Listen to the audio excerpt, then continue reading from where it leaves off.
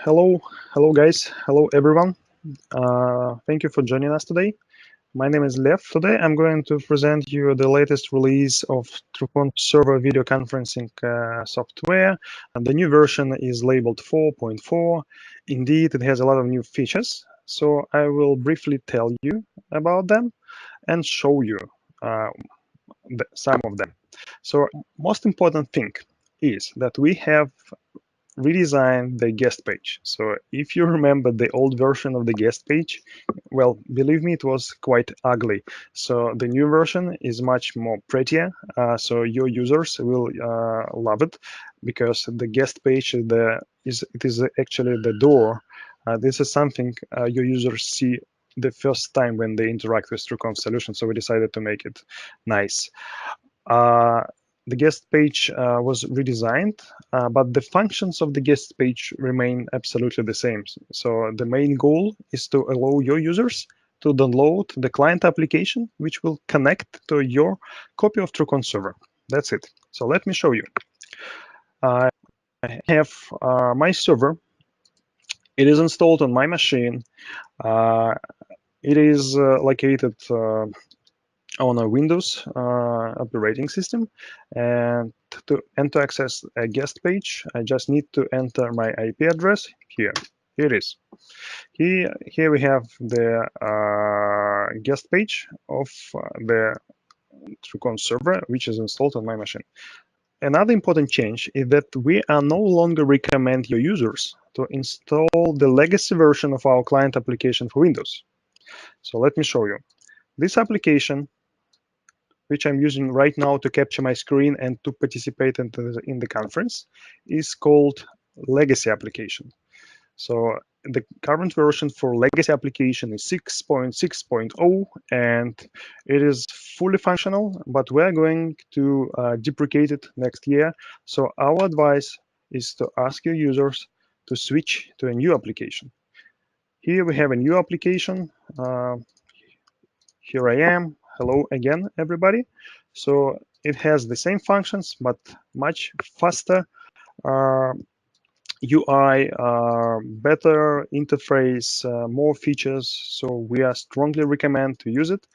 If you'd like to know more about features of the new application, you can play back the recording of our previous webinar, not the previous one, but before the previous one, where we talked about the features of the new application 7.3.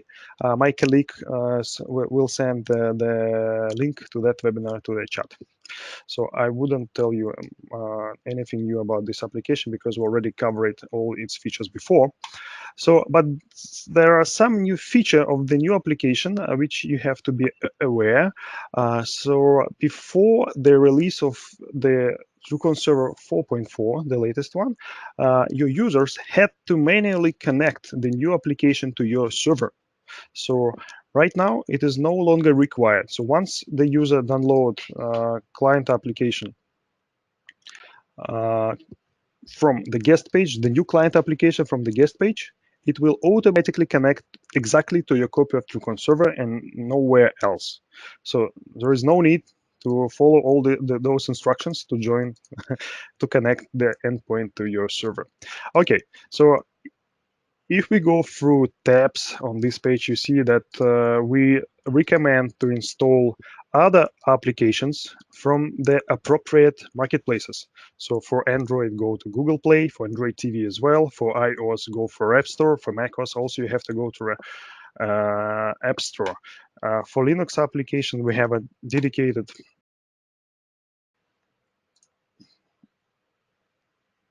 if you'd like for your users to install Linux application, they have to open the instruction on our blog. So the internet connection will be required for them. And another new feature of the new guest page is the ability to change the language. So for example, when you first time open the guest page, we try to detect your browser language. If you think that we detected it wrong, you can select your language of your choice, and we will use it later. Okay, And something else is we decided to highlight the contacts of the administrator of the server to make for your users more easier to make a contact with administrator, because the guest page is usually a public page and it is available usually from the internet. So the contacts of the administrator is usually essential to troubleshoot issues for remote users, for remote connections. Okay, that was the guest page, the new guest page. New default client application. Yes, I already told you that we recommend you to switch to a new application, which is bundled with the new version of the server. You don't need to download it somewhere. It is already bundled with the installation package of TrueConf Server. Okay, another big update is something we call personal area. So let me give you some introduction before. So usually users create a lot of headache for system administrators with the same request. The request was the following. I need to create a conference on the server with a specific time and date to start and a specific description or specific conference ID. For example, to share this information over calendars or messaging platforms, whatever, to share the link to join the conference. So before the new version was released, the only way to create such conference was to use the control panel of TrueConf Server. I will switch to a control panel. So here is the control panel of my server. So before that release, the only way to create a conference was to ask administrator to go here, click create a button, change the conference type, fill in all the forms, and create a conference. So it was a lot of unnecessary activities for a system administrator. So we decided to allow users to create conferences on the server as well. So to achieve this, we have introduced the new button, which is located in the main menu of every client application and which is labeled conference scheduling.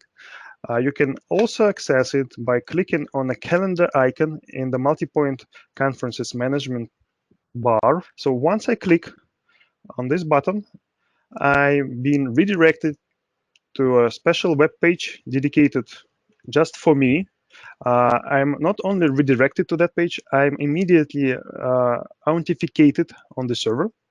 So this is a personal area just for the user, which is currently authenticated on TrueConf server. So I'm authenticated from the new using TrueConf application under username Lev. That's my name. And now I see a special web page just for my conferences. So default view of the personal area lists the conferences where my user is listed as an invited participant. So for example, if someone schedule a conference and list me as a participant, I will see it here. Or I will also be able to see here conferences which I created myself. So let me show you how does it work. So first of all, we can select months and date for which we need to list conferences where I'm a member, where I have to participate in. So currently I have only one conference scheduled for today. So when I click for 30th of August, the system shows me just a single conference. So let's create another conference for the tomorrow, for 31 of August. 31st of August. I will create a public conference. So the interface compared to a system administrator interface is a little bit different. We do not allow for users to select recording options, to select streaming options, and to control guest connections. So the ability is a little bit limited, but it still have the main function. So let me show you. For example, I will create a conference which is called Monday Meetings. Not Monday, it will be Friday's meeting. Tomorrow is Friday. Friday's meeting. I will be the owner, and it is not possible to change because it is my personal area and I will be the owner of all conferences I create, of course. So, but I still can select the conference I need to create For role-based conferences, for example, we are using right now the role-based conference for this webinar. I can select the number of speakers I will need, the maximum number of speakers, let's say 4. And I have to, this is obligatory, I have to specify the date and time to start the conference. So for tomorrow morning, I will select 10 a.m. tomorrow morning. That's it. I can select participants to be automatically invited to that conference. So for example, I will invite my colleagues Dmitry and Rudolf to this conference and click on that. And let's put some description. Let's say the conference ID will be Friday. And the description will be feel free to join. It's optional field, so you don't have to specify them. That's it. So I have created a conference. Now system shows me that we have a green dot for tomorrow. Yeah, that's it. I click for tomorrow and I see the meeting. So important innovation here is that it's now possible to share the link for this conference with my friends, my colleagues. So I can go to the conference page, select the link and share it via instant messenger or whatever means of communication I have.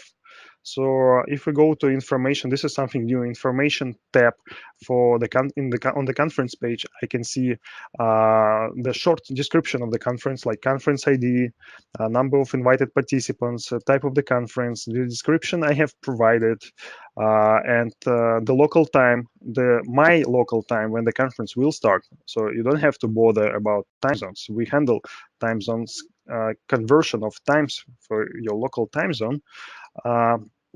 We also improved the help section. So for example, if you'd like to join from your conference room, we provide different call to strings which you can input to your Cisco party command point to reach this conference. So it's basically the same conferences we had before, but with a better UI of the conference page.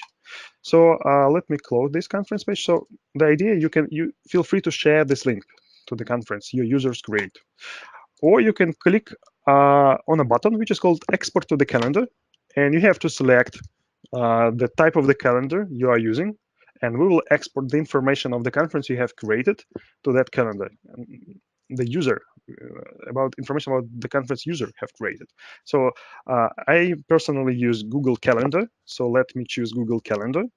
But if you are using different platforms, that's fine. We provide support for Outlook and for ICS file, which is a pretty common and actually is a standard for calendar events.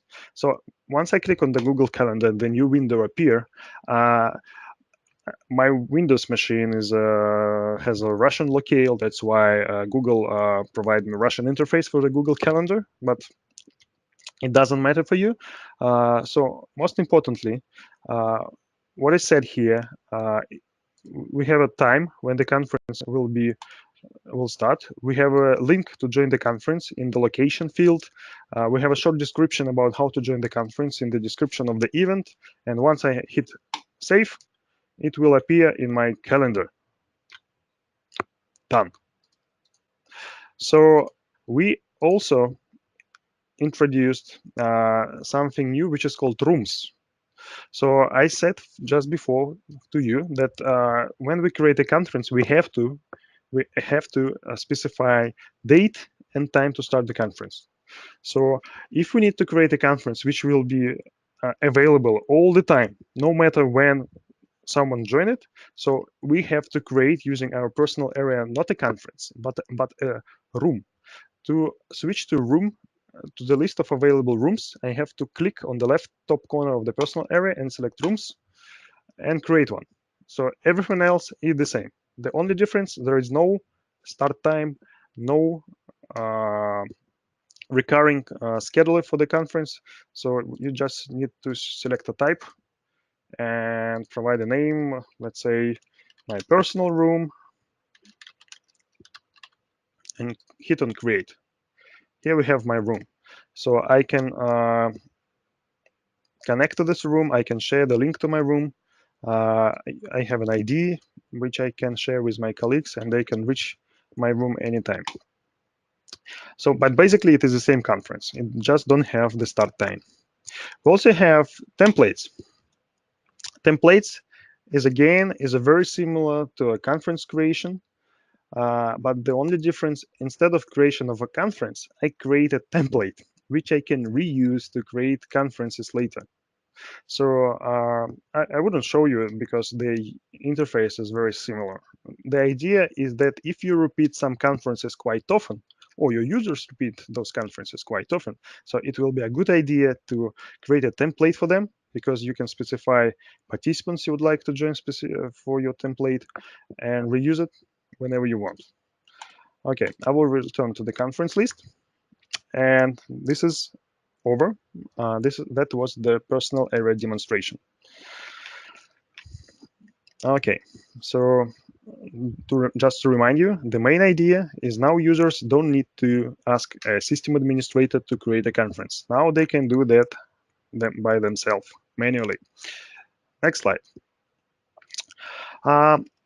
This is something difficult to show you, but the feature sounds as the automatic return of disconnected participants back to the conference. So this sounds like something very basic, but it's still very new for us. So the idea behind this feature is quite simple. If someone from any conference, any participant, is being dropped from the conference, by dropped I mean that it wasn't removed from the moderator.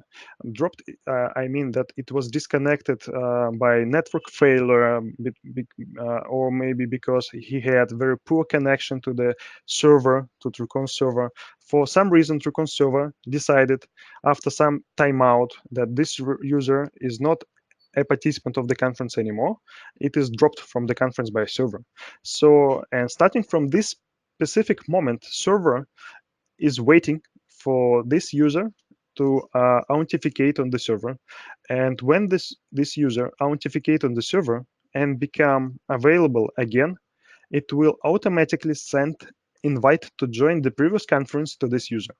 So for example, if you participate on some conference and one of your regions, let's say participants from Paris, disconnect from the conference, you don't need to call them back or call them by cell phone. All they have to do is to wait until the network connection will be restored. And after that, our client application will automatically connect to the server, and our server will automatically send them invitation to join back to the same conference. So this is very convenient. Yeah, nothing to show. Just a new feature. It is available on the server side, and it is supported by all client applications. Let's continue with the least important features, but also very nice features of the new release. We totally redesigned the most popular section, most popular page of the control panel of TrueConf server. As you might imagine, this is the page which is called conference list. So let me show you. Okay, here I have my server. So the most popular page on the server is called conference list. So right now it was updated and redesigned. We have a very nice UI here. We have a real-time search. For example, I created a conference called Friday, as you might remember a couple of minutes ago. So let's, oh yeah, it is. So I just need to put some first letters of the conference ID to find it. Once I select it, I don't need to open a new page with the conference parameters to see information about it.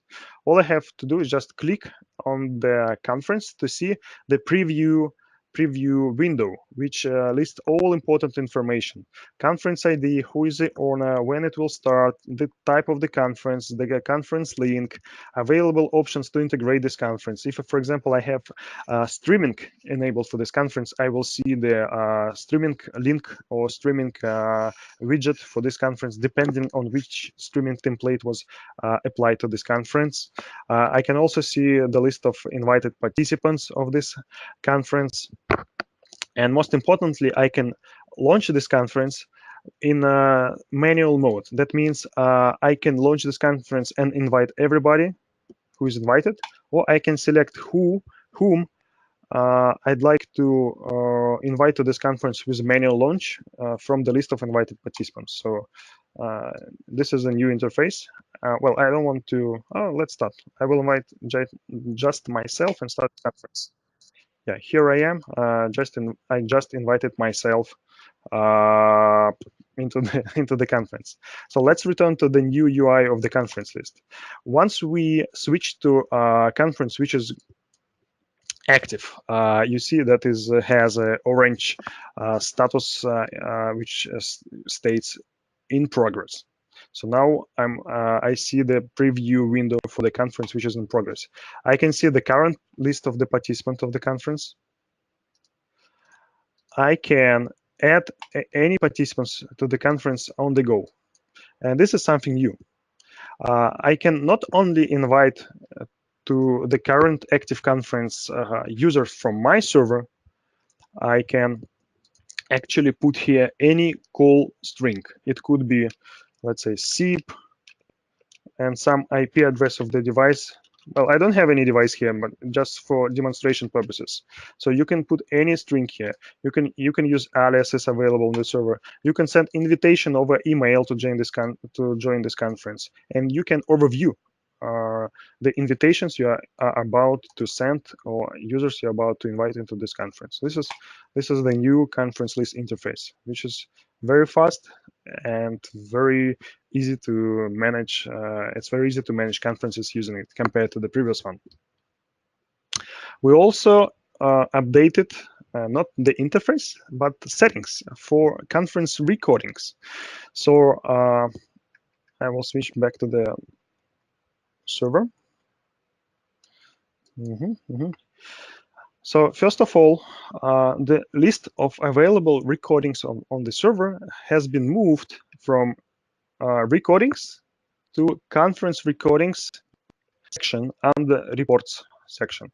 So I don't have any recordings available on this server. So you know that we have moved the list of recordings, and now the old recordings section is only for settings, for global settings for recordings on the server. So the new feature here, we actually have two new features. The first one, compared to the previous version where you had to select between I'd like to record all conferences on the server or I'd like to record non-conferences. Now you can select on demand. That means that you can decide during the process of creation of a new conference, should it be recorded or not.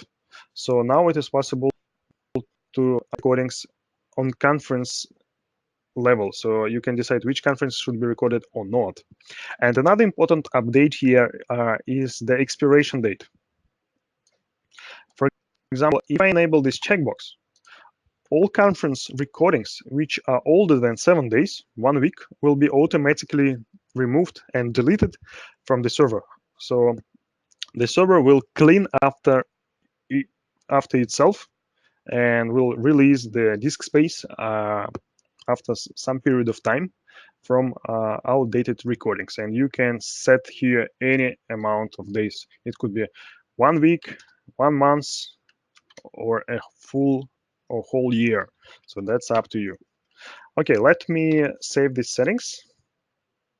Perfect.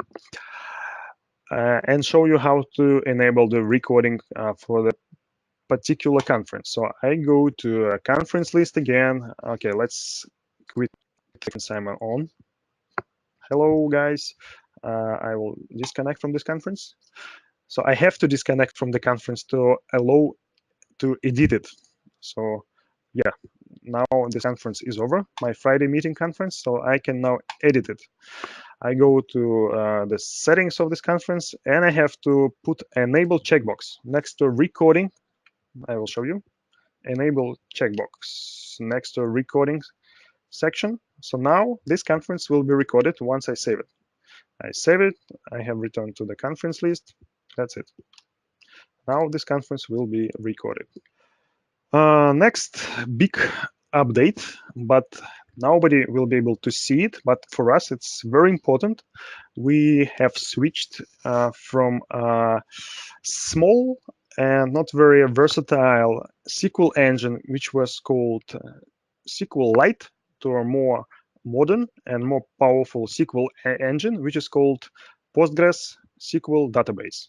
So from now on, all server events, all server settings, everything are stored in the PostgreSQL database, and you can access all server settings and event and log files from any SQL viewer, not only from our interface.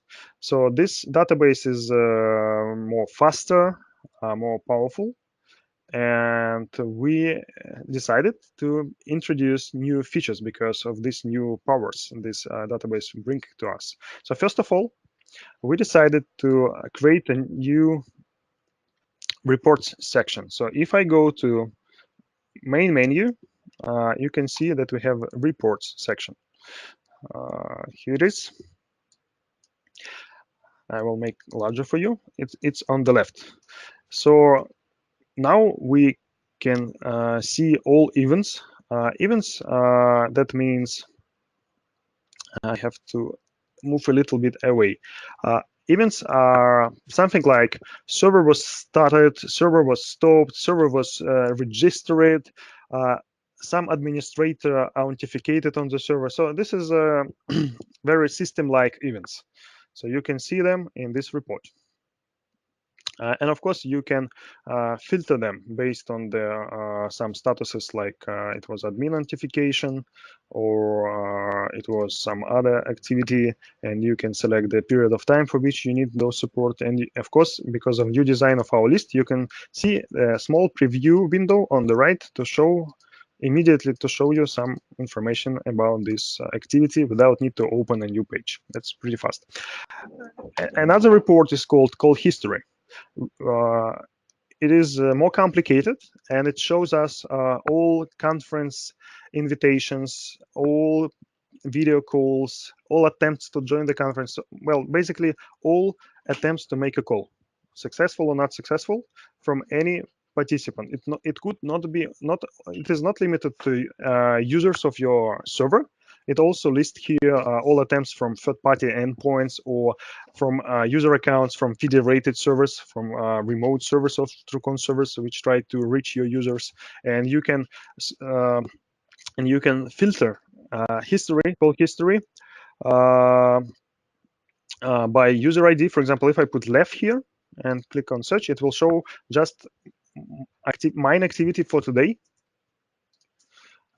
which is quite important for some support engineers to troubleshoot issues for their users. We also list here short links for a conference ID this user participated in, so etc. And we can select between video calls and conference modes. So that's also very versatile. But the big update here is the next section, which is called chat messages. So from now on, we store in our Postgres database all messages users sent to each other or sent to group conferences. So everything is recorded on the server. It sounds very cool, but some of users probably wouldn't like this feature, but for system administrators, that's very cool. So for example, let me show you. I will send the message to Dmitry. Okay. Hello, Dmitry. How are you? Just 2 messages, and I'd like to send him my picture.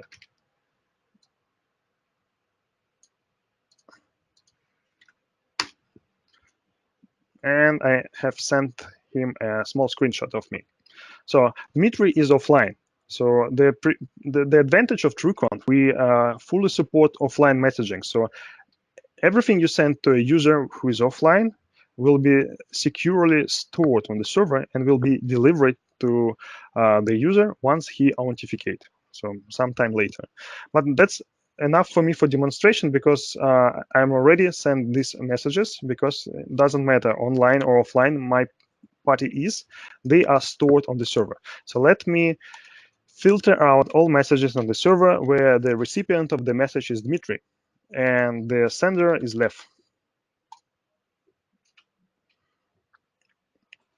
Probably Dmitry ID is different, probably Dima. Yeah, here it is. So this is my first message, hello Dmitry, my second message, how are you, and my third message containing the picture, and I can preview the pictures actually users send to each other using this interface. Yeah, that's crazy. So that was the chat messages section. I have some questions. Yeah, no questions yet. Another report is about control panel changes. So system administrator can review changes other system administrators of TrueConf Server made to the server. That sounds a little bit strange, but let me show you. So a couple of minutes ago, I applied new recording settings to the server. I actually decided to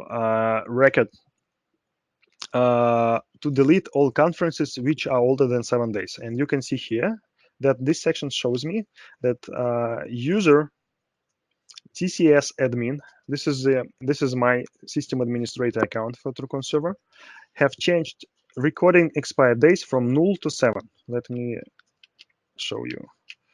From 0 to 7. Yeah, you can see in the right corner. Here it is. So now you can review all changes other administrators introduced to a control panel. Everything is recorded. For example, yesterday I have switched the server from HTTP to a more suited and recommended way to handle it, which involves using of HTTPS protocol. So I have created self-signed certificate for my deployment of TrueConf Server, and this report shows me that again, some user anonymous have switched the server mode from SSL mode off to a SSL self-signed certificate mode. So you will ask, what means anonymous? That's very easy because the first time you run TrueConf Server control panel, you usually access it using localhost address. So when we access TrueConf Server using localhost, we are anonymous because we didn't authenticate through a guest page, and TrueConf Server don't know who I am. So and the new feature of this release, let me show you, is that from now on you can disable this localhost access. If you go to web security settings, you can remove this checkbox, allow admin access from localhost without authentication. Yeah, I think it is. I think it was applied. So when I try to enter localhost, I wouldn't be allowed to access the conference server. Yeah. So I just unchecked that box, and nobody, I'm not able to administer the server. I need to know the IP address, and I need to have an account on my machine to administer it. If you don't remember, I will show you some important information. So there is on every machine where TrueConf Server is installed, we have a special user group, which is called TrueConf Server Admin. This is a group on Windows. If I go to computer management and go to users and groups, you will see I can't make it larger for you, but in this list, the last group is called TrueConf Server Admin. So every member of this group can access control panel of TrueConf Server. New feature here. So from this version, we introduce a new role, which is called TrueConf Security Admin. TrueConf Security Admin is actually any user who belongs to a new group, which is called TrueConf Security Admin Group on a machine where TrueConf Server is installed. So I have a TCS_support account for this group. And this new role was created to ease the administration of the server for large organization. So Sometimes it is not possible to ask system administrator to look for some user activity. So we decided to create a special control panel with the limited abilities, just to have a look on the reports section of TrueConf Server. So let me show you. When I log out from the control panel, I was administrator. Now I can access the control panel as a security admin. So I will put the login name TCS support. You can choose any name you wish, because TCS support, this is the user on my machine I have created to access this area. And it will be in a Russian interface. I'm sorry for this, but it's not the point. You see that this control panel has a very limited features. It only allows me to see call history, events history, chat messages, changes to settings, access recordings of the conferences, and it also allows me to see the active connections to my server. I can also have a read-only access to the security settings of my server, just to troubleshoot connectivity issues, control panel authentication issues. So this is a special mode which is called TrueConf Security Admin, just to ease support of TrueConf Server deployment. Let me log out from this session and log in as an administrator. Okay, so I'm back. I'm administrator again. Another new feature is called automatic generation of aliases for Active Directory mode. So when you when you switch the server from regular mode to Active Directory mode, you are no longer able to create user accounts because all of them are automatically synchronized from some Active Directory. So the new feature here is that we can populate the list of server aliases for users from some attribute of Active Directory entry. It could be a phone number of Active Directory user. It could be his email address or extension number on a local company PBX. So let me show you. Every server deployment, we have the section for aliases. For example, if I create alias 3502 for user called Dima, for Dmitry, now I will be able to call him using not his ID, different application. Yeah. So you see here in address book, I have Dima user. To call him, I can enter Dima. But he is offline. He's not available now. But I can also enter 502 to reach him. Yeah, it's still not available because he's offline. But alias is just another call to string which you can use to address some specific user. And now you can automatically populate these aliases from the Active Directory, which is pretty cool. For example, you have a group in Active Directory where you have a list of extensions for group systems or desk phones of your users. So you can populate aliases with a special parameter which will start from zip. So it will be possible to automatically populate address book of TrueConf users with a way to reach your users over telephony, for example, or it could be tel extension, something like that. So, and after that, I will have new information, new user information here, which I can use to reach him. Okay, so that was an Active Directory feature. If you don't understand anything, don't worry. Just make sure to contact our live chat support. Our team is always online to support you, and they will help you out about these Active Directory features. The user and group level bandwidth limits.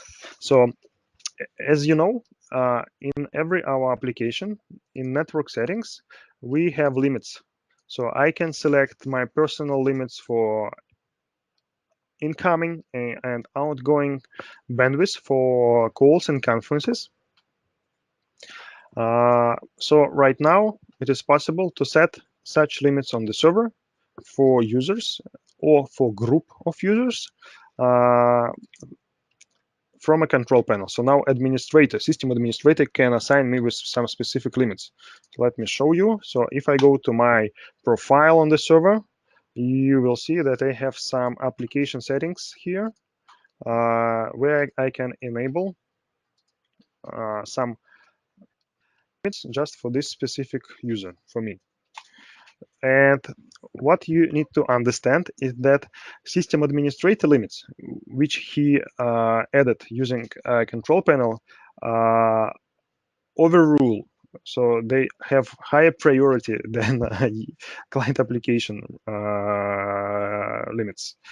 And when we apply a limit to a group, for example, I have a group called Paris. Well, no participants here. Let me add me and Dmitry and Rudolf to this group. So it is also possible to assign these limits to a group of users. Yeah. Now for example, here I can assign limits for group of users. All values here are in kilobits per second. So why would you need this feature? Just imagine. For example, you have a remote office in some remote city with a limited connectivity. For example, they are connected through a wireless connection or radio connection or connection over the satellite. So you don't want to stop the office work by utilizing all bandwidth available from your connection for video conferencing. So you can set a limit for this group of users who resides in this remote location to a specific limit. So that might be useful, because otherwise our system will try to put through your channels the best possible quality. And of course, for some cases, it could eat all available bandwidth. So now you can get control for such scenarios, and you can introduce specific limits for users and groups of users. Okay. New role. Yeah, I have already showed you this. WebRTC. Yeah, WebRTC. WebRTC actually, which you are using right now. So everybody knows that WebRTC was designed by Google. It was released for browser Chrome initially. Later, it was supported by Firefox and Opera. It's still not supported by Internet Explorer, but Microsoft and Apple decided to introduce support for WebRTC in a little bit different manner. So instead of using video codec called VP8, which is default for WebRTC and which Google promotes and which Firefox and Chrome are actually using for WebRTC, Microsoft and Apple decided to use H.264 video codec. So what we did, we supported Microsoft and Apple implementations of WebRTC over H.264 video codec. So for example, if someone joined your conference using Chrome over WebRTC, and another user will join this conference over Edge using WebRTC, our server will automatically start an additional transcoding process from VPA to H.264 to support these WebRTC users from Microsoft Edge. Let me show you. So we are actually connected to this conference. I will copy and paste the link to our conference and run Edge browser. Here it is. Hello, Microsoft Edge. I will put the address of the conference here. So the interface is the same compared to Chrome interface. I just need to click join. I need to provide my guest name. Let me be Left Edge guest user. Okay, I have authenticated on the conference page. Now I have to select the preferred method to join the conference. We need to check out the WebRTC support in Edge, so I click on WebRTC icon. And let's wait a little bit, and I will be connected to our webinar to see myself. It take a while.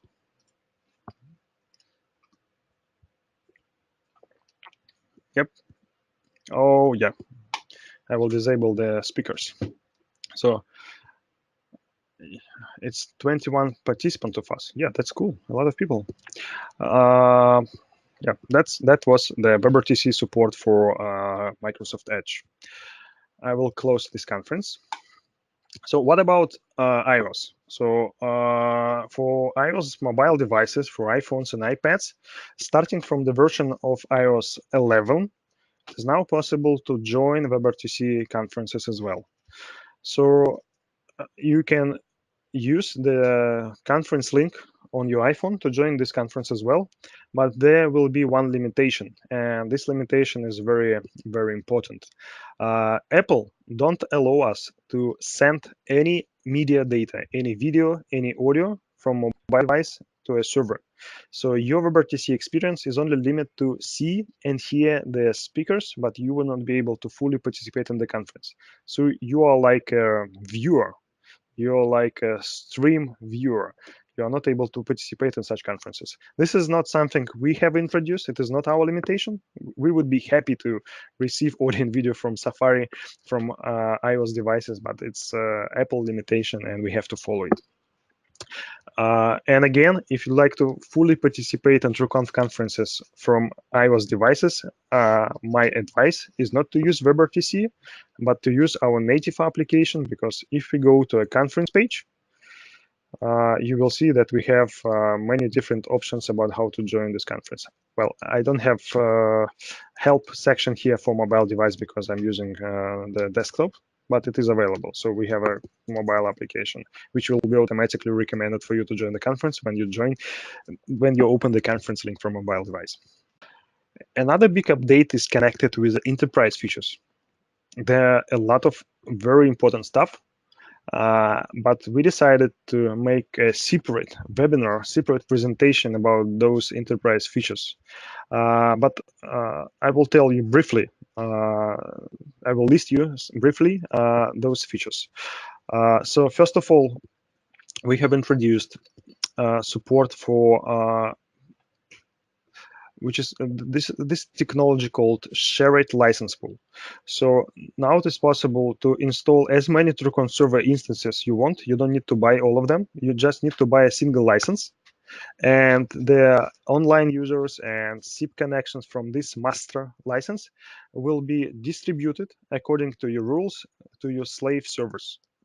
Skype for Business calls such servers front-end service.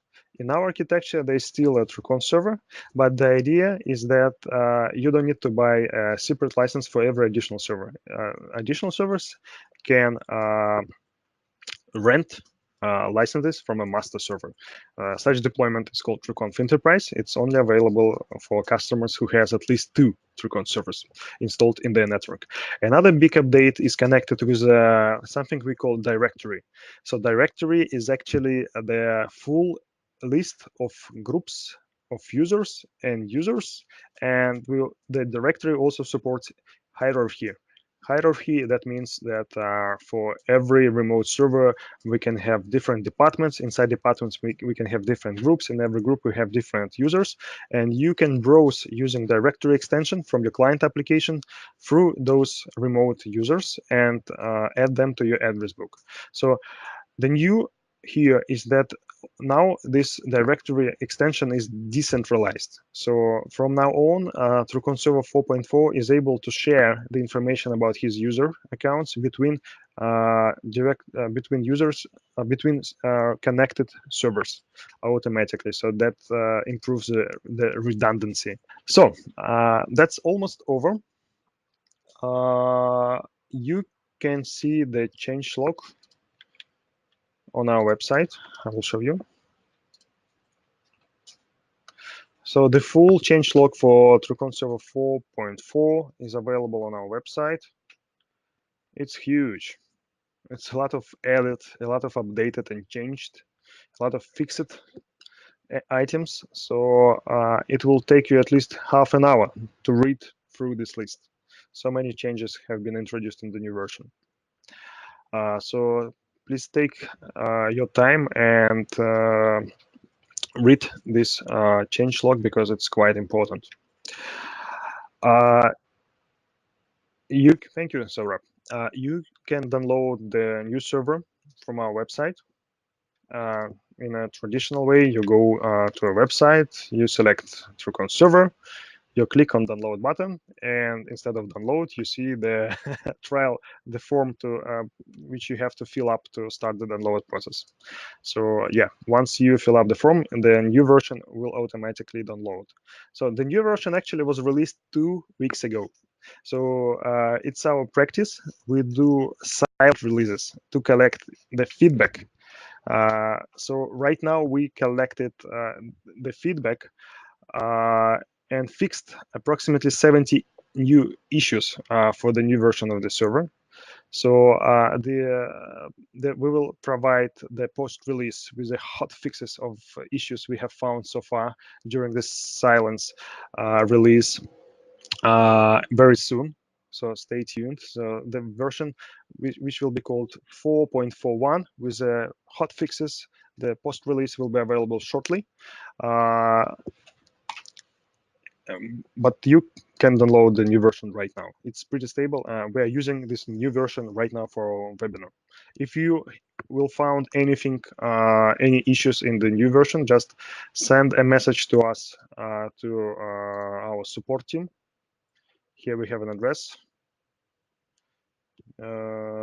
Technical issues, TrueConf, support@trueconf.com. So if you run into anything, just let us know. I'd like also introduce to you that we have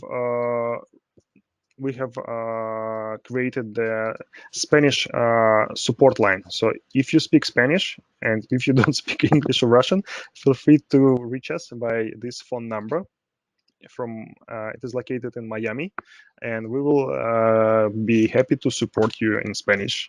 We also introduced the new design for our main menu on our website.